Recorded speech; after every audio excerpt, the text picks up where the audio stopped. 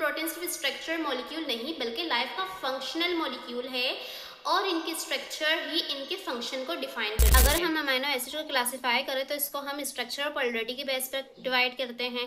Structure की बात करें तो एलिफेटिक आता है हमारे पास, हाइड्रोजेलिक आता है, एरोमेटिक रिंग आता है। इसी तरह अगर पोलैरिटी की बात करें तो पोलर एंड नॉन पोलर आ जाता है। हमारी बॉडी में ना एसेंशियल अमीनो एसिड और सेमी एसेंशियल अमीनो एसिड होते हैं। You know very well about it. Essential amino acid क्या होते हैं? एसेंशियल अमीनो एसिड वो अमीनो एसिड होते हैं जो खुद सिंथेसाइज बॉडी नहीं करती, इसके लिए हमें डाइट से लेना पड़ता है, जो कि ग्रोथ और मेंटेनेंस के लिए बहुत इंपॉर्टेंट है।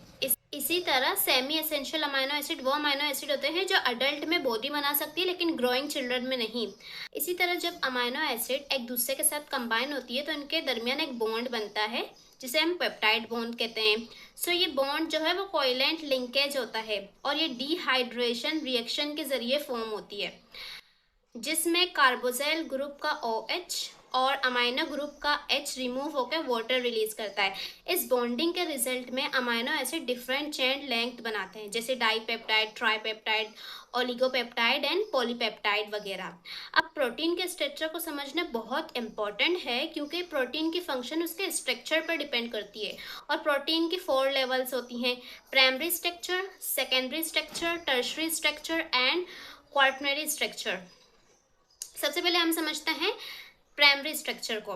प्राइमरी स्ट्रक्चर में क्या होता है? प्राइमरी स्ट्रक्चर अमीनो एसिड की सिंपल लीनियर सीक्वेंस होती है जो ये डिसाइड करती है कि प्रोटीन का फाइनल स्ट्रक्चर क्या होगा, और इसी सीक्वेंस के बेस पर प्रोटीन फोल्ड होता है।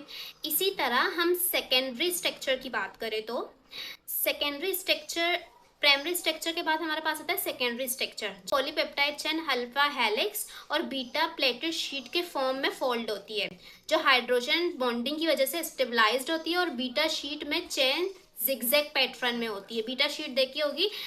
इसके बाद हमारे पास आता है टर्शरी स्ट्रक्चर। टर्शरी स्ट्रक्चर होती है जहां पूरी पॉलीपेप्टाइड चेन 3D शेप में फोल्ड होती है, जो कि hydrogen bond, ionic interaction, hydrophobic interaction की वजह से स्टेबलाइज होती है, और इसके स्ट्रक्चर में डोमेन भी होते हैं, स्पेसिफिक फंक्शन परफॉर्म करते हैं जैसे बाइंडिंग वगैरह। आखिर में आता है क्वार्टरी स्ट्रक्चर। इसमें क्या होता है? मल्टीपल पॉलीपेप्टाइड चेन मिलकर एक फंक्शनल प्रोटीन कॉम्प्लेक्स बनाती है।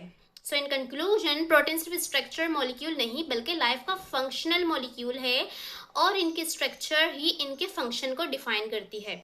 With this I am going to end my video here.